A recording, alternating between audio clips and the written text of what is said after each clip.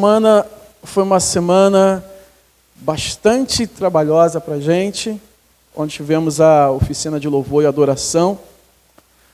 Mas, talvez os irmãos pensem, não, o negócio de oficina de louvor e adoração para o Ministério do Louvor. Sim, houve muita coisa aqui que foi aplicado especificamente no Ministério de Louvor. Capricha um pouco aí para mim, que vai economizar a voz também. Tá bom. Obrigado, Edson. Então, muitas coisas foram aplicadas especificamente no Ministério de Louvor. Mas tudo que conversamos aqui foi pautado na palavra de Deus. E o primeiro assunto da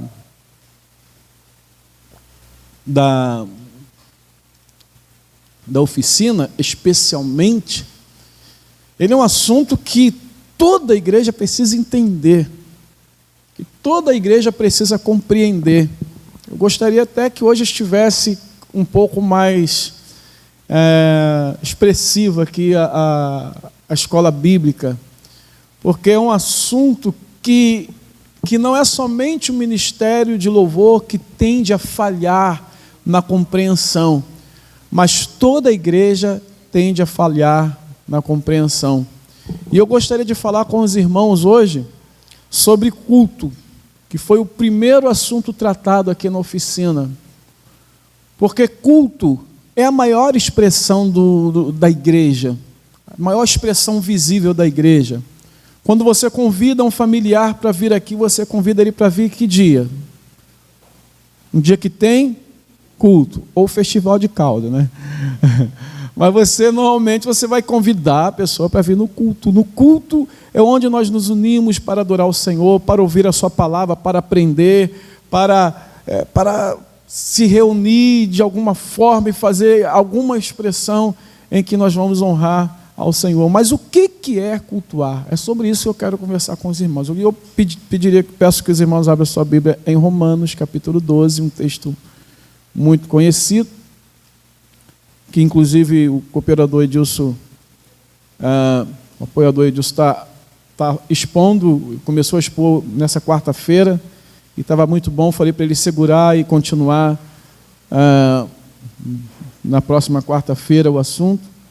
Mas é um texto conhecido por todos.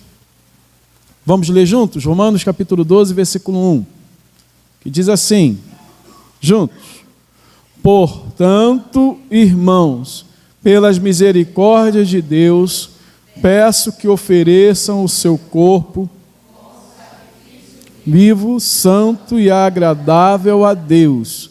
Este é o culto racional de vocês. Amém? Vamos fechar os nossos olhos, Pai. Mais uma vez, eu quero tratar esse assunto aqui com toda a igreja, e eu peço, Pai, a Tua graça, a Tua misericórdia sobre a minha vida, e que saiamos daqui hoje entendendo melhor sobre o culto. Eu peço em nome de Jesus. Amém, amém. Para quem veio na oficina, que foi a grande maioria dos que estão aqui, vai servir de uma aula reforço para entendermos melhor sobre o culto. Então vamos lá. O que significa cultuar? Qual a visão que você tem? Vamos lá, o que é cultuar para você? O pessoal da oficina não vale responder, só quem não veio na oficina. O que é cultuar para você? Adorar. Sim. Mas quem pode falar? Irmã Nilza, momento de adoração. Sim. Mas quem pode falar? O que é cultuar? O pessoal da oficina teve colinha e tudo, né? Escrevendo. Agradecer. Nós agradecemos quando cultuamos, né? Precisamos louvar, cultuar. Eu gosto sempre de voltar ao significado primário da palavra para podermos entender melhor o sentido daquilo que fazemos. E quando você vai às palavras originais, tanto no grego como no hebraico, cultuar significa servir. Prestar serviço a alguém. trabalhar. Isso é cultuar. Por exemplo, alguém aqui certamente já contratou pedreiro para trabalhar na sua casa. Quem já contratou pedreiro? E você pagou para ele fazer esse serviço, não pagou? No hebraico, como no grego, a palavra culto, ela significa esse relacionamento que você teve entre você e o seu pedreiro. E você estava lá na sua casa e seu pedreiro foi lá para prestar um serviço a você e você assalariou esse pedreiro. No hebraico, a palavra culto original era empregada, na verdade, originalmente para isso e depois foi, claro, usado foi sendo empregada também no culto religioso. É interessante que em todo hebraico o significado praticamente todo não, em 2/3 das palavras usadas como culto tem esse significado. Algumas palavras acabaram surgindo para se referir especificamente a esse culto. Mas sempre que havia um culto, na maioria das vezes que havia um culto ao Senhor, usava-se a mesma palavra usada para esse relacionamento entre um patrão e empregado, ou alguém que serve, entre um servo e o quê? Quando você tem um servo, você tem que ter o quê? O Senhor. Certo? Passou? Passou. Aqui, lá passa primeiro do que aqui, não sei porquê. Então, o culto, nós já podemos chegar até aqui e definir da seguinte maneira, porque já que eu tenho um servo e um senhor, cultuar, ele vamos ler juntos? Cultuar é a atitude devida de um servo ao seu senhor. Vamos repetir, que isso é muito importante? Cultuar é a atitude devida. Quando o pedreiro chegou na sua casa, ele não chegou lá e falando para você: vem cá, tem café aí para mim? Dá para o senhor fazer um café para mim? Um pão e um ovo, né, reforçado? E ele não ficou: vou sentar aqui, vou esperar chegar a merenda, o lanche das 10. Não. O pedreiro foi lá para fazer aquilo que você contratou ele para fazer. Isso é culto. Você é um servo que vai ter a sua atitude devida ao seu Senhor. Então aqui nós já podemos entender que existem 2 elementos essenciais do culto. O primeiro é o Senhor, né? E o segundo, o servo que serve a esse Senhor. Isso é cultuar. Agora vamos pensar no culto religioso. No texto que nós acabamos de ler, de Romanos, capítulo 12. Nós vemos esses elementos aqui no culto religioso. Paulo está ensinando aqui sobre culto. E ele está dizendo: portanto, irmãos, pelas misericórdias de Deus, eu peço que ofereçam o seu corpo como sacrifício vivo, santo e agradável a Deus. Este é o culto racional de vocês. Então vamos lá. Aonde está o Senhor aí? Quem é o Senhor nesse culto que Paulo está ensinando? Quem é o Senhor? Deus. Né? Quem é o servo? E está em que palavra ali? Irmãos. E esses irmãos, eles prestam uma atitude devida a esse servo. Que atitude é essa? Pode falar alto. É isso mesmo. Oferece o seu corpo como sacrifício vivo, santo e agradável a Deus. Está vendo? Temos o Senhor, Deus, temos os servos, os irmãos, e esses irmãos oferecem uma atitude devida ao seu Senhor. E essa atitude devida aqui é oferecer o corpo como sacrifício vivo, santo e agradável. Isso é um culto racional. Isso é um culto que faz sentido. Um culto, um momento onde há uma atitude de um servo ao Senhor. Se for o contrário, não é um culto racional. Se for uma atitude de um senhor para o servo, não tem a ver. Se você contrata o pedreiro para ir na sua casa e você que vai fazer o serviço, ele vai ficar olhando, tem alguma coisa errada. Tem alguma coisa irracional, não é verdade? Mas o culto tem que ser cada coisa no seu lugar.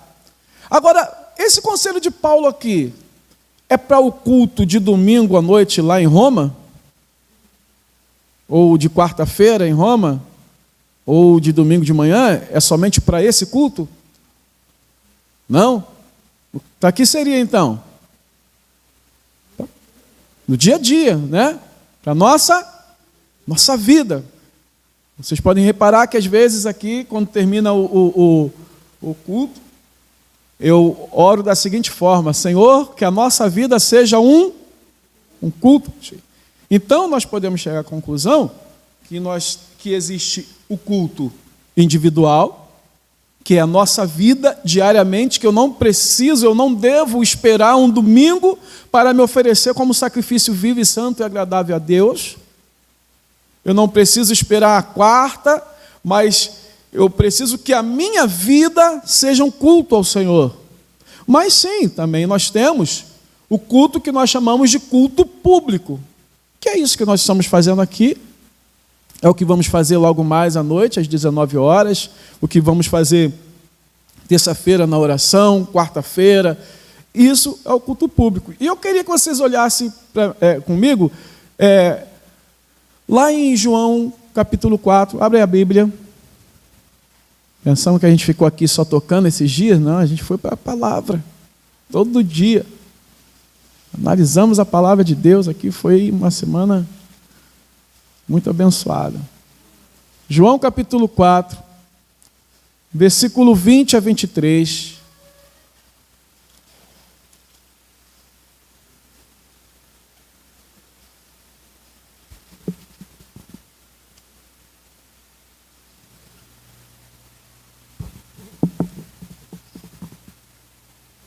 Acharam aí? Eu vou estar lendo. Diz assim: vocês conhecem esse texto? Esse texto é quando Jesus está conversando com a mulher samaritana. E há um momento nesse diálogo de Jesus com a mulher, que a mulher diz o seguinte para Jesus: nossos pais, versículo 20, nossos pais adoravam neste monte, mas vocês dizem que em Jerusalém é o lugar onde se deve adorar. Jesus respondeu: mulher, acredite no que digo. Vem a hora em que nem neste monte, nem em Jerusalém vocês adorarão o Pai. Vocês adoram o que não conhecem. Nós adoramos o que conhecemos, porque a salvação vem dos judeus.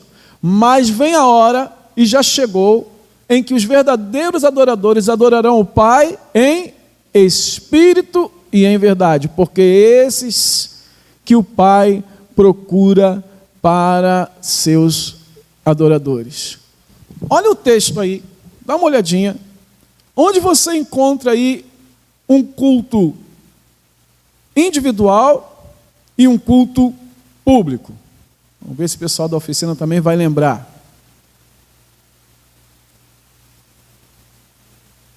Olha aí. Isso aí é o culto público, né? É o culto onde há um local e, obviamente, haveria também uma hora certa para se adorar. Havia uma briga cultural entre judeus e samaritanos. Os samaritanos, eles são uma mistura de judeus e gentios, e por isso que os judeus não se misturavam com os samaritanos. E os samaritanos entendiam que era naquele lugar porque os seus pais adoravam naquele monte. E isso tem origem, na verdade, sabe aonde? Tem origem lá na divisão dos povos, quando se dividiu Judá. Lembra que nós tivemos isso no Enem semana passada? Quando Israel se dividiu no reino do norte e no reino do sul, o rei Jeroboão, ele fez com que o povo adorasse lá em Samaria. porque ele tinha medo que o povo fosse para Jerusalém e acabasse voltando para o reinado, se submetendo novamente a Roboão, que era o rei do sul. Só que depois, quando o reino de Israel foi tomado pela Síria, houve uma mistura, porque os assírios, eles espalharam o povo, eles misturaram com outros povos. Então, foi nascendo essa briga entre samaritanos e judeus. E os samaritanos, por isso que a mulher fala, nossos pais dizem que se adora nesse monte, mas vocês dizem que é em Jerusalém que se deve adorar. Então, acontecia adoração em Samaria, mas acontecia também adoração em Jerusalém, porque no Salmo 120 ao 134 são os salmos de romagem, os degraus, que eram os salmos cantados quando o povo saía da sua terra e ia para Jerusalém adorar. Então nós temos aqui um culto público. Mas aí Jesus fala para aquela mulher que não precisa mais, não é necessário que tenha um lugar para adorar. Aí nós encontramos o culto individual aonde? 20, que está escrito o quê? Mas vem a hora, é isso? E já chegou vocês, em que?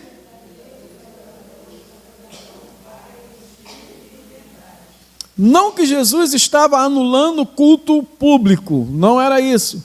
Mas Jesus está falando, em outras palavras, o seguinte: mulher, não precisa mais de um local, não precisa mais de um horário, porque o Senhor está à procura de adoradores que o adorem em espírito e em verdade, em qualquer lugar, em qualquer hora, em qualquer momento, em qualquer circunstância. É isso que Jesus está falando. Mas vocês repararam que nós começamos a usar uma outra palavra aqui ao invés de culto?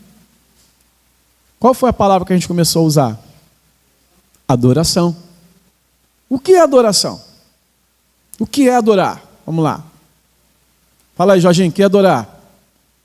Adorar significa confiar ao Senhor, louvá-lo e agradecer pelo que ele é. Eita, que definição boa de adoração, hein? Ah, pum, isso é adoração, amém. O Alexandre ia falar, não quer nem mais falar lá. Vamos lá. Mais alguém, o que é adoração? Vamos partir do mesmo princípio da outra? Nós pegamos a palavra original para entender o que é culto.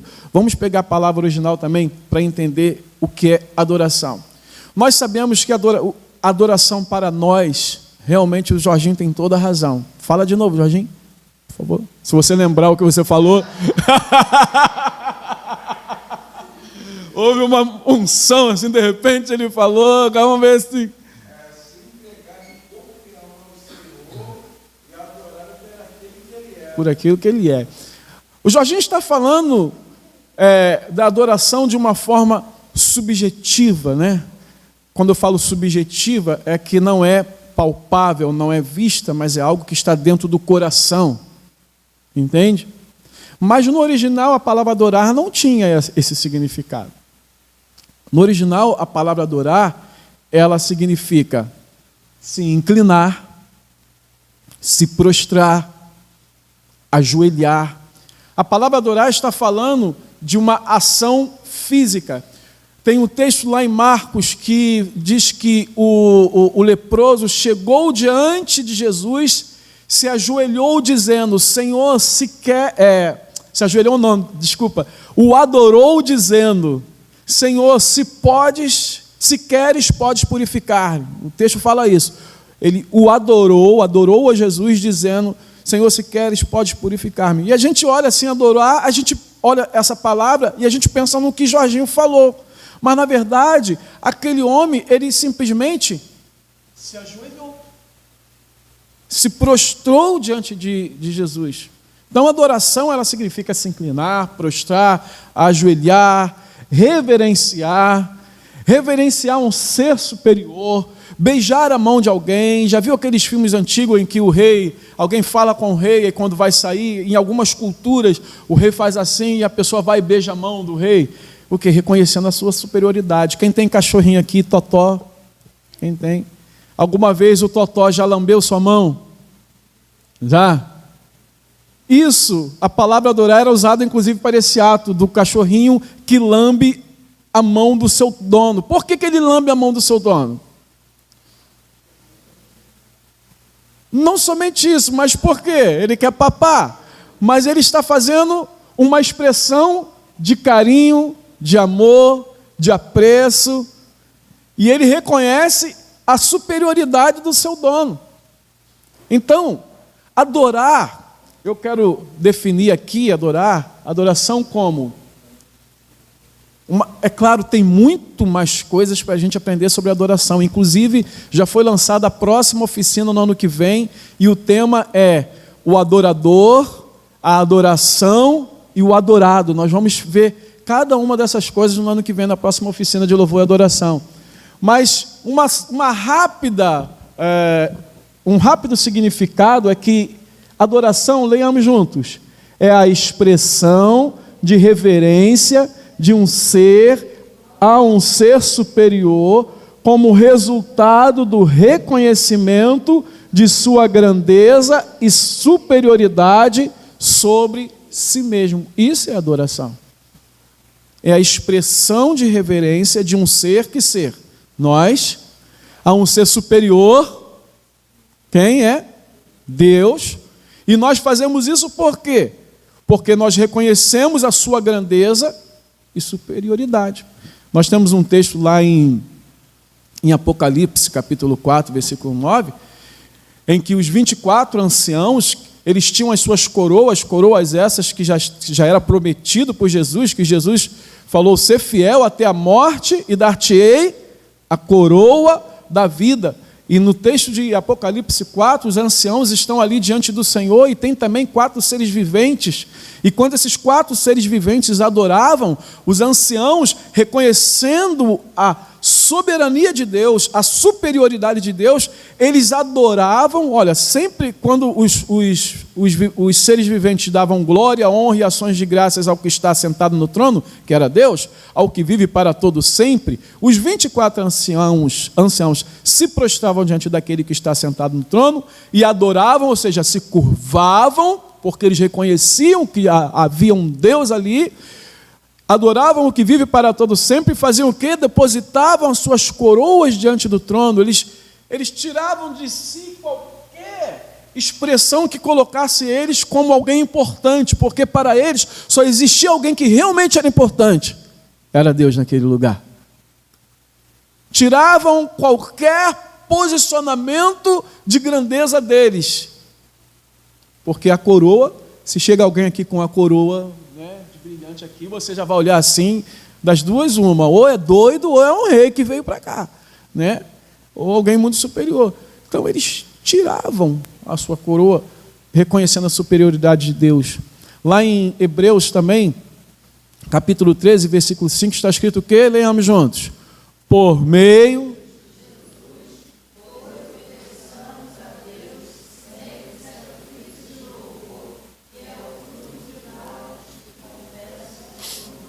Ou seja, quando nós louvamos por quê? É fruto de lábios que confessam o nome de Cristo. Se confessa Cristo, é porque reconhece o quê? Que Ele é Senhor. E isso vai gerar em mim uma atitude de adoração. E assim a gente vai aprofundando um pouco mais o significado de culto. Por quê? Agora nós já sabemos que culto...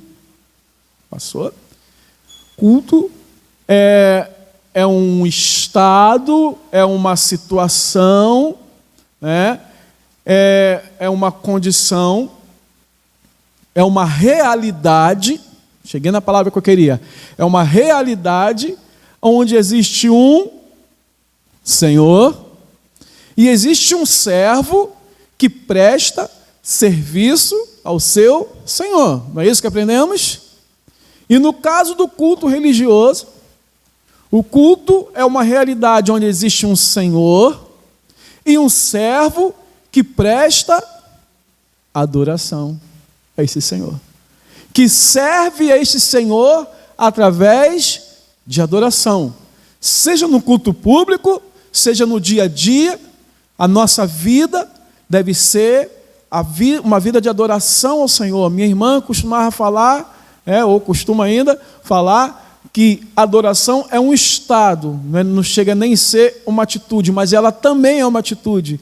Mas a atitude de adoração, ela deve ser resultado do reconhecimento de que Jesus Cristo é Senhor e que nosso Deus é Senhor. Agora vamos pensar aqui no culto público, no que nós viemos aqui fazer, no que você veio fazer hoje aqui, no que você vai vir fazer hoje aqui à noite. Quais são as expressões de adoração no culto público? Vamos lá. Alguém fala. O pessoal da oficina está tudo quietinho, porque... Vou pegar mais água para mim. Quais são as expressões de adoração no culto público? Vamos lá, Jorginho. Quando você vem aqui no domingo à noite, você faz o que aqui? Você louva. Cantamos aqui, é uma expressão de adoração. Mas o que? Maurilé falou? Oração, não é verdade? Mas o que? Dízimos e ofertas. É expressão de adoração. Nós vivemos aqui e reconhecemos que tem um Deus que supre as nossas necessidades e como o Marcos falou, é uma adoração e é um testemunho. Nós testemunhamos para aqueles que estão aqui que a nossa confiança está em Deus. Mas o quê? Quais as expressões de culto que nós temos? Nós já vimos até agora o louvor, que eu creio que o Jorginho estava querendo dizer, dos cânticos. Eu nem sei porque eu coloquei aqui, que a gente quase não tem, mas até que ultimamente nós tivemos aqui as irmãs fazendo o quê? Expressando a sua adoração através das danças, né? Nós temos a oferta, nós temos a oração, mas ainda falta uma coisa que tem no culto que a gente adora ao Senhor, que é uma expressão de adoração. Hã? Quem falou? Kevin, prestou atenção. Ele não podia falar, mas falou, tudo bem. Mas a palavra é uma expressão de adoração? O que vocês acham? Pregação da palavra é adoração? Quem acha que é? Quem acha que não é? Quem espera o pastor clarear? Com certeza. A gente nasceu no Evangelho escutando o seguinte, que no culto, eu mesmo já falei muito isso, por isso que a gente tem que estar sempre analisando a palavra de Deus, aprendendo. Até a hora da palavra, o homem está falando a Deus, e agora na hora da palavra, Deus está falando ao homem. Será que realmente é assim? Será que Deus só fala na hora da palavra? E Deus só é adorado na hora do louvor? Ou Deus fala na hora do louvor e fala na hora da palavra, é adorado na hora do louvor e é adorado na hora da palavra? Quantas vezes aqui o pastor fala alguma coisa a respeito de Deus e você dá um glória aí? Não é verdade? Então sim, Deus é adorado na hora da palavra. Deus é exaltado porque na hora da pregação da palavra, ela revela quem nós adoramos. Ela fala quem é esse Deus a quem adoramos, para que possamos oferecer um culto do racional. Ela proclama, a palavra proclama as virtudes de Deus, a palavra proclama o agir de Deus, e a palavra proclama também como nós devemos adorar, como Deus deseja ser adorado. Porque lembra do pedreiro que você contratou? Vamos pensar que você contratou o pedreiro para fazer a sua casa do zero. Você comprou um terreno, fez um projeto, chamou o pedreiro e falou, eu quero que você faça isso aqui. Você vai me cobrar quanto para fazer isso aqui? Eu vou te cobrar X. Então, beleza. Então, toma aqui, vou comprar o material e semana que vem eu venho aí para ver como é que está. Então, você fez aquele projeto bonito, varanda, sala, quarto, outro quarto, um escritório, cozinha, closet, né, área de cinema. Você deu aquilo para o pedreiro. Aí, passou uma semana, você voltou lá para ver como é que está o andamento da obra. Quando você chega na obra, você olha assim para o alicerce montado, você, Aqui não era para ser a sala com tantos metros quadrados? Aí o pedreiro falou assim, não, mas não precisava disso tudo não, estava muito grande, eu achei melhor diminuir aqui. Aí eu trouxe o quarto e coloquei aqui, o coisa que eu tirei que isso é coisa de granfino, tirei esse negócio daqui. Aí, trocou os lugares.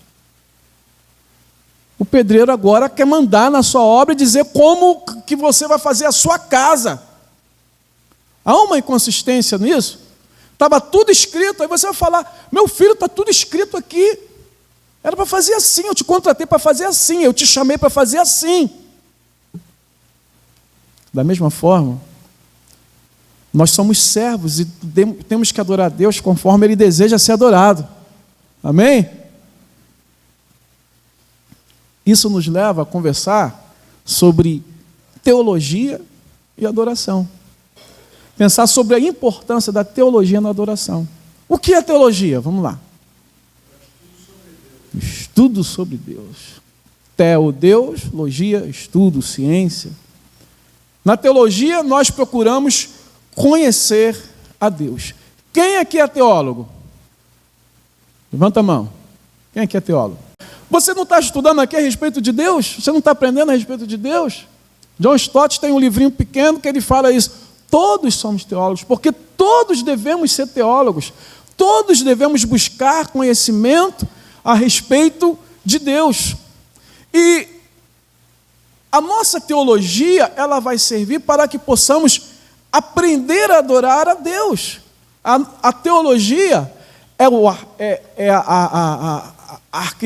o projeto arquitetônico que o Senhor deseja que nós façamos o adorando. Está conseguindo entender, gente? E a teologia, ela define a minha adoração. Eu vou adorar a Deus da maneira com que eu entendo que Deus é. Compreende? Eu adoro de acordo com eu imagino que Ele quer ser adorado. Eu adoro falando as suas verdades como eu compreendo a sua verdade. Eu adoro falando que Ele age da forma com que eu entendo pela Bíblia que Ele age, aquilo que eu aprendi pela Bíblia que Ele age. É assim que eu vou adorar. Você quer ver? Nós já entendemos aqui que a oração é uma expressão de adoração, seja no culto ou fora do culto. Imagina que você foi... você não, vamos colocar aqui, tem um irmão que ficou adoentado e foi internado no hospital.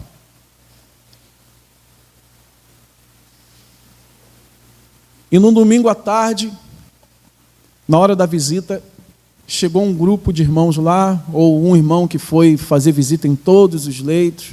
E tem irmãos que têm esse chamado e é muito lindo, fazem isso. Aí chega lá o irmão que vai fazer a oração e pergunta para a pessoa, o que o senhor tem? Aí o moço fala, eu estou com um problema cardíaco, eu estou com diabetes, eu estou com glicose alta, o colesterol também está ruim, né? Eu estou também com sinusite, o negócio está ruim. Né? Aí o irmão pergunta, você é crente? Aí a pessoa, não, eu sou cristão. Posso orar por você? Pode. Aí, não pode impor, em hospital não se pode pôr as mãos, aí você estende as mãos. Senhor, eu não aceito nenhuma dessas enfermidades. Eu rejeito essas enfermidades em nome de Jesus, porque Cristo levou sobre si todas as nossas enfermidades. Portanto, agora eu determino que essas doenças saiam em nome de Jesus, porque o Senhor veio para curar e nós não estamos aqui para sofrer. O Senhor não nos colocou por cauda e sim por cabeça. Então agora, em nome de Jesus, sai toda enfermidade deste servo de Deus. Por que ele orou assim? Porque ele entende, na compreensão dele, é assim que funciona a relação de doença na vida do crente. Assim que ele interpreta o texto de Isaías 53. Aí ele saiu. Aí vem o outro irmão. O que você tem? Eu tenho isso. Para aquela relação. Você é cristão? Sou cristão. Posso orar por você? Posso. Senhor, em nome de Jesus, eu repreendo todo espírito de enfermidade. Sai agora espírito de infarto, espírito de diabetes, espírito de colesterol, espírito seja o que for. Agora, em nome de Jesus, sai! Por que orou assim? Porque interpreta que toda enfermidade é um espírito maligno. Aí saiu, veio outro irmão para orar por ele. É bom aqui. Faz as mesmas perguntas, aí começa a orar. Senhor, tu sabes de todas as coisas. Teu filho está sofrendo essa enfermidade. Nós conhecemos os teus propósitos e pedimos que em nome de Jesus o Senhor venha curar. Que o Senhor venha restabelecer o teu filho, para que ele possa voltar para casa, para que ele possa se recuperar. Pai, nós pedimos a cura sobre ele em nome de Jesus. Por que esse terceiro?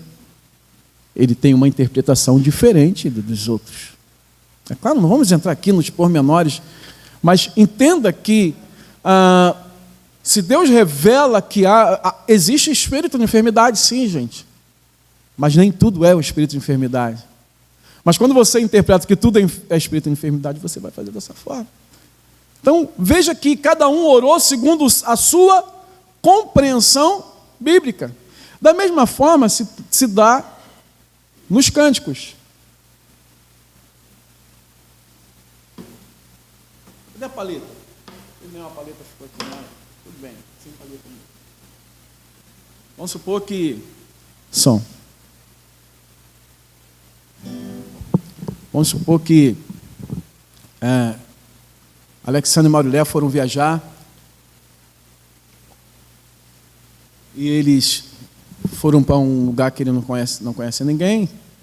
Aí eles, no domingo, falaram, vamos numa igreja. Aí eles entraram numa igreja. Quando chegaram lá, vocês são a igreja, a congregação, tá bom? Quando chegaram na igreja, estava tocando assim: por onde eu for a tua bênção me seguirá, onde eu colocar as minhas mãos prosperará a minha entrada e minhas... com as palmas, então.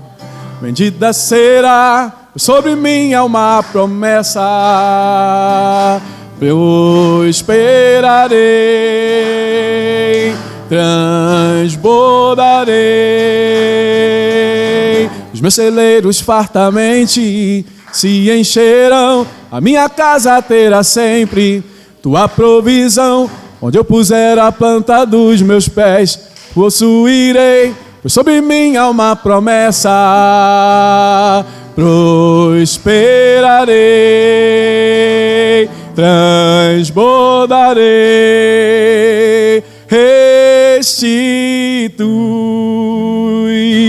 Eu quero de volta o que é meu, sara-me e põe teu azeite em minha dor, restitui e leva minhas águas tranquilas,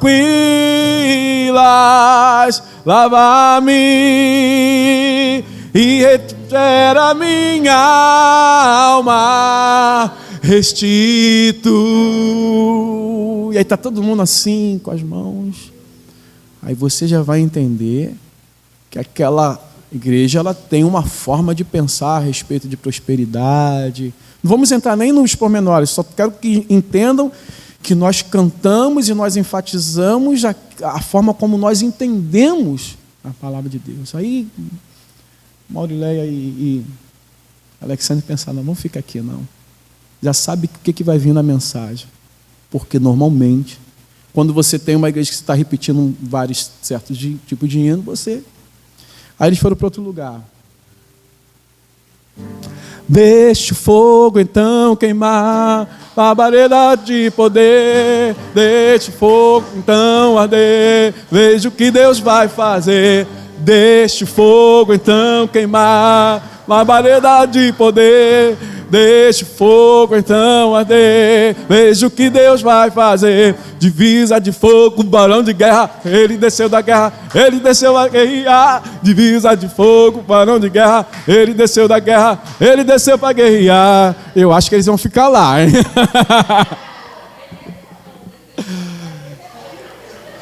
Aí você já entende que aquela igreja, ela dá uma certa ênfase, né, ao fogo, ao famoso conhecido como reteté, mas eles, assim, rapaz, está muito diferente aqui do pastor Jeremias, vamos para outro lugar. Aí eles vão para outra igreja e está lá cantando: em Cristo só confiarei, a minha força, luz, canção, pedra angular, que eu me firmei na tempestade ou sequidão.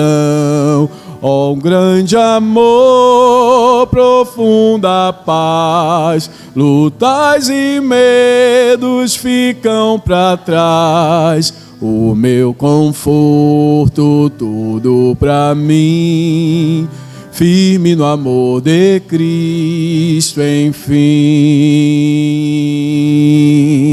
Em Cristo só, que se encarnou, todo moderno, um frágil ser. Nele o amor Deus ofertou, até por nós se oferecer.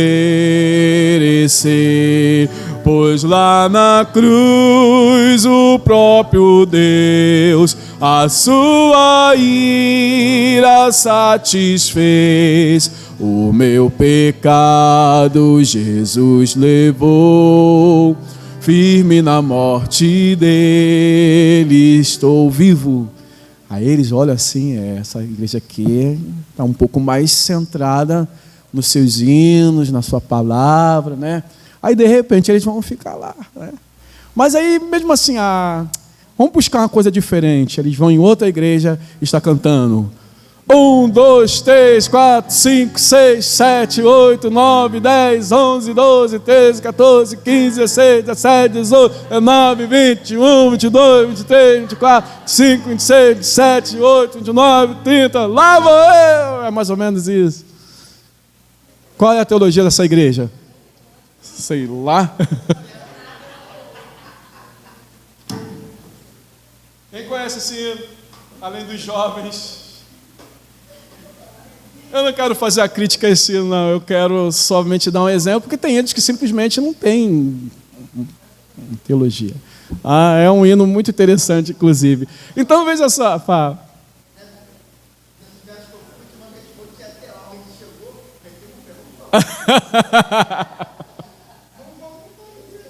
Foi procurar uma divisa de fogo, né, falando de guerra.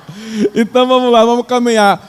É necessário, amados, que nós tenhamos uma teologia saudável para termos uma adoração autêntica. Ou seja, vamos pegar a questão do pedreiro. Se você dá uma planta para o pedreiro que ele não sabe o que é aquilo, né, Alessandro? O cara não sabe, ele não vai fazer como a pessoa que contratou quer que faça. Nós precisamos, para prestarmos um culto a Deus da forma que Ele quer, nós temos que ter uma teologia saudável, que é, o que é uma teologia saudável? É uma boa exegese bíblica. O que é uma exegese bíblica? É uma boa interpretação bíblica, para que a gente não venha cair no erro de prestar uma adoração corrompida a Deus. Uma adoração que não é aceita por Deus, uma adoração que é contrária àquilo que Deus realmente quer que façamos para Ele. Por exemplo, onde nós podemos estar oferecendo uma adoração corrompida?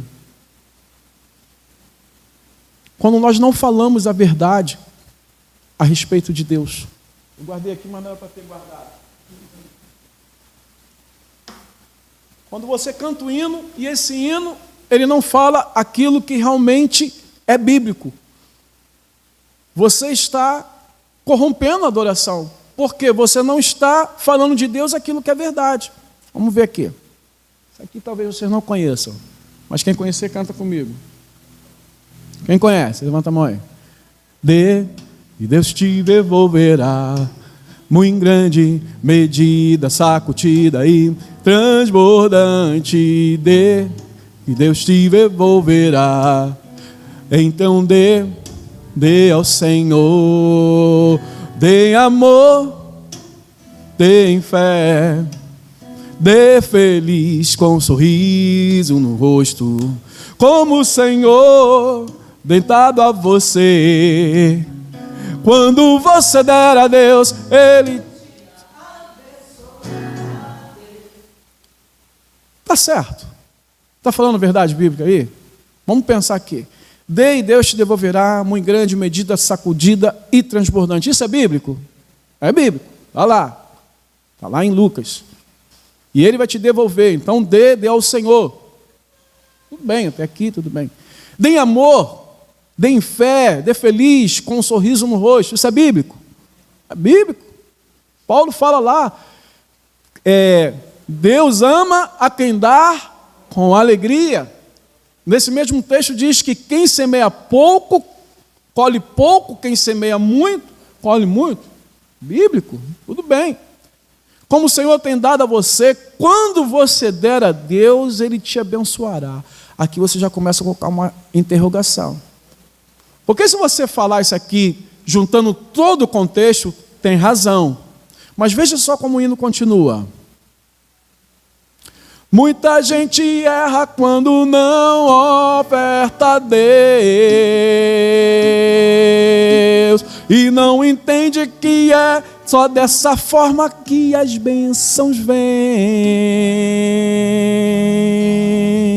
e a vida abundante você poderá ter quando você realmente der, prove a Ele então.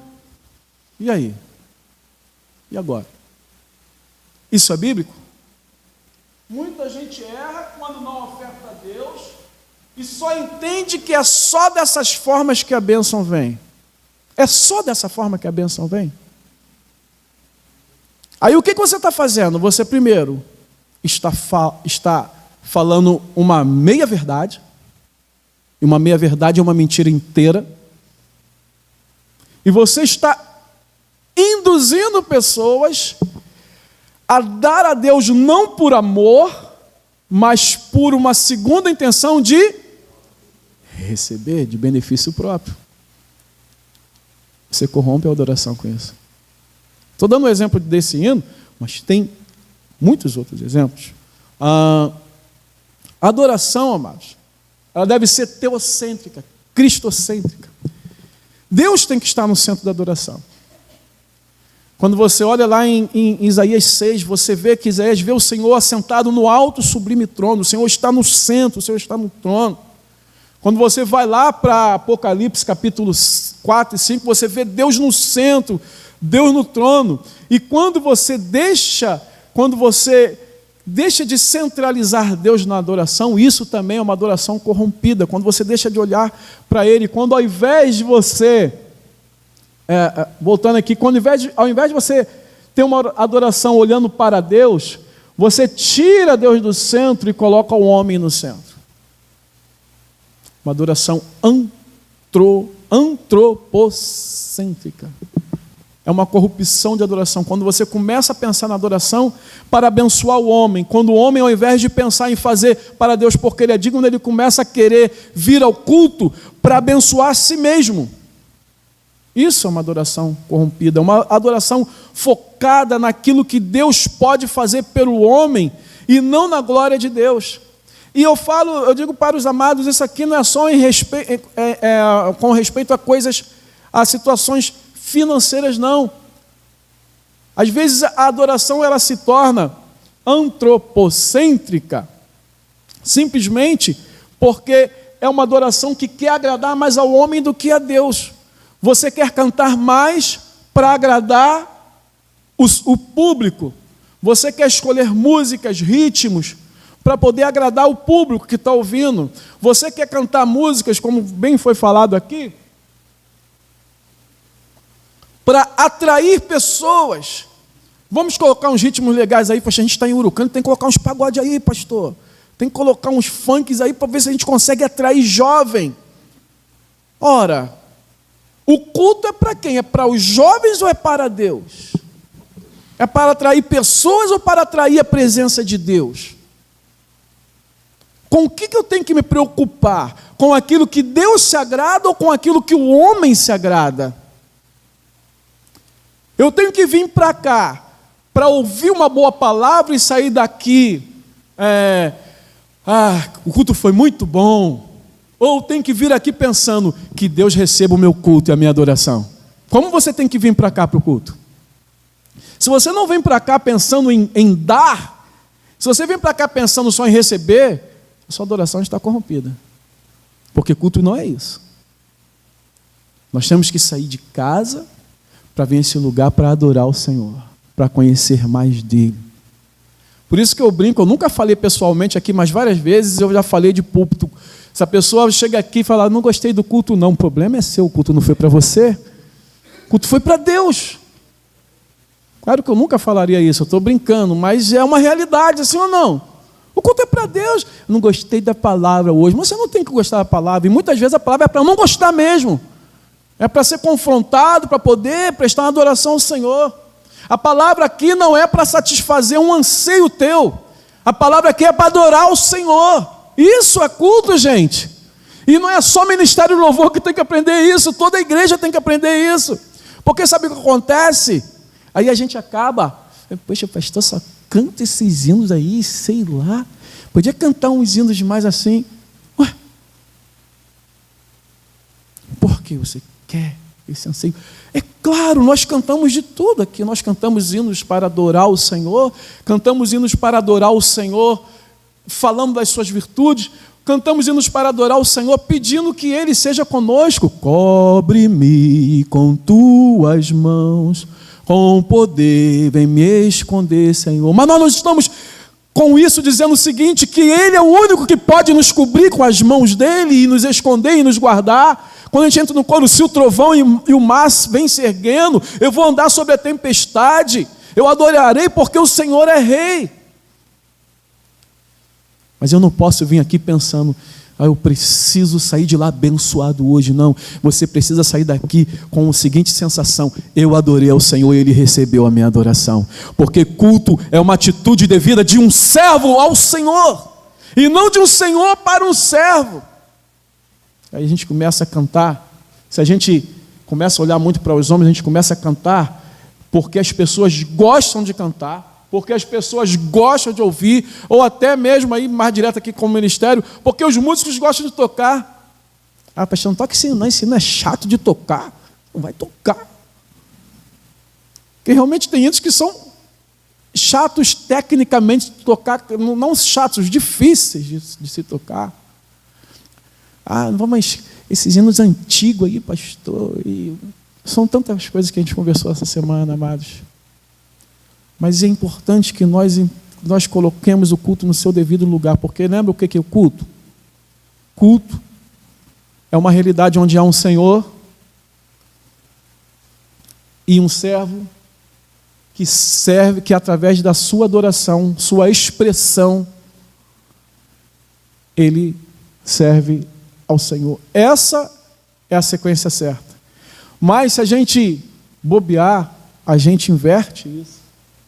E o culto começa a ser uma adoração do Senhor ao servo. Não uma adoração assim, mas a gente vir para cá e Deus ser o servente. Vamos lá ver o que Deus tem para nos dar. O que Deus tem para me abençoar ou para fazer comigo. Culto não pode, nós não podemos vir cultuar o Senhor dessa forma. Nós precisamos vir cultuar e colocando o culto no seu devido lugar. Um culto onde existe um servo que, através da adoração, serve ao Senhor. Isso é culto. E a igreja tem que aprender a vir para cá fazer isso. O louvor não foi bom. Não é você que define se o louvor foi bom. Quem define é Deus, porque o louvor foi para Ele, não foi para você. A pregação foi boa. A pregação é para Deus. É claro que a pregação ela nos atinge. Nós, depois, na segunda palestra, nós conversamos sobre a necessidade no culto de ter uma resposta. O culto ele precisa de uma resposta. A gente, de repente, pode até fazer a segunda palestra aqui para toda a igreja também, que é bastante interessante. Somente na terceira palestra que a gente acabou indo mais direto no Ministério de Louvor. Mas é importante que nós venhamos para cá, sabendo que culto é uma atitude do servo. Nós somos servos e viemos aqui para servir e cultuar o Senhor. A adoração, ela não pode ter uma direção horizontal. Eu não posso fazer o que eu faço aqui preocupado se você vai gostar, se você vai aprovar, se você vai receber bem, se você vai sair daqui de uma forma... É claro, eu não posso ignorar também essa preocupação de você sair daqui tocado por Deus, abençoado, levado a responder a mensagem. É claro, não vamos zerar essa preocupação, mas eu não posso pensar em agradar você. Nesse sentido, eu não posso pensar em culto, nós não podemos pensar em culto, nós não podemos pensar em adoração. Isso é algo reprovado por Deus. A adoração, ela é para o alto. Eu só posso pensar em agradar a Deus. Amém? E que Deus nos abençoe e que venhamos oferecer a Ele um culto e uma adoração autêntica. Amém? Vamos, alguém quer uma pergunta? Alexandre faz. Não, domingo que vem vamos fazer culto da família, tá bom? Culto da família, domingo que vem, culto da família. De repente, depois eu passo a outra parte. Mas domingo que vem vamos manter, mexi uma vez, não é bom mexer sempre não, senão tira da mente que todo primeiro domingo é culto da família. Amém? Vamos nos colocar de pé.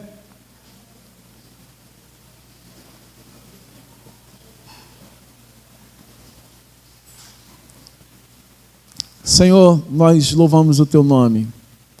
Eu quero Te agradecer por esses dias que ficamos aqui conversando sobre culto, sobre adoração, sobre louvor, e por poder compartilhar com toda a igreja também esta verdade nessa manhã, que eu creio que vai nos ensinar a cultuar ao Senhor como o Senhor merece ser cultuado.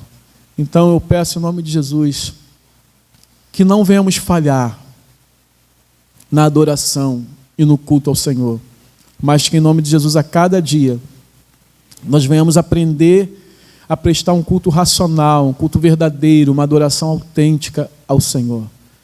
Fala ainda aos nossos corações através dessa palavra. Agora leva-nos em paz, guardados pela Tua mão poderosa, e nos abençoa nesse domingo, e que à noite estejamos aqui juntos para lhe prestar louvor e adoração.